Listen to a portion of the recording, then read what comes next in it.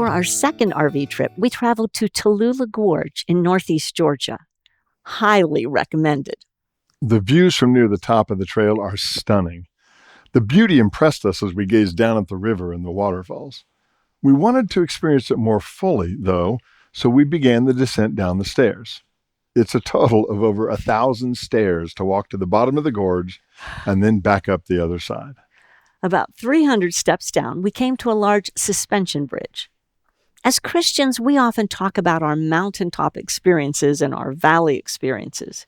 Yet, most of our lives are lived in the in-between, right? Well, on that suspension bridge, we were in that in-between place. It offered views that we couldn't see from either the top or the bottom. A different perspective, not better or worse, just different, and impressive in its own ways. It was there that we crossed the river. In Joshua 4, the Israelites were in one of those in-between places. They had been wandering in the desert for 40 years, and then God said it was time for them to enter the Promised Land. After God parted the water, the Israelites crossed the Jordan River. Then God instructed them to build a memorial from river rocks for the following purpose: to serve as a sign among you. In the future, when your children ask you, "What do these stones mean?" tell them that the flow of the Jordan was cut off before the Ark of the Covenant of the Lord. When it crossed the Jordan, the waters of the Jordan were cut off. These stones are to be a memorial to the people of Israel forever. That's in Joshua 4, verses 6 and 7. God wanted the people of Israel to always remember what he had done for them in this in-between place. God made a way to cross that river. Think about it for a minute. What are some times that God has made a way for you?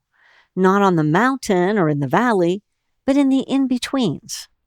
My trek across that suspension bridge at Tallulah Gorge wasn't as epic as the Israelites crossing the Jordan River, but it got me to the other side nonetheless. I was able to walk across the river without getting my feet wet. In a way, that's a bit miraculous because there's no way I could build a bridge like that. I can remember times God gave me patience with a frustrating child, student, or coworker when I was about to lose my temper. And he's helped me to keep my mouth closed when my words would only have caused problems. What are some ways I can place stones of remembrance for my children to see? I guess these Fox Treks video logs are one way that we do that. Other options might include taking notes in your Bible or keeping a prayer journal. Maybe putting special ornaments on the Christmas tree to acknowledge some of those crossing over moments. Send your kids a text telling them how prayers were answered or an insight that was gained. Perhaps send a card to someone sharing with them about your spiritual river crossing. I think there are crossing over times daily in our treks through the in-between places. If God calls them to remembrance, let's try to place some stones of remembrance so that we don't forget how he provided a way. Thanks for trekking with the Foxes.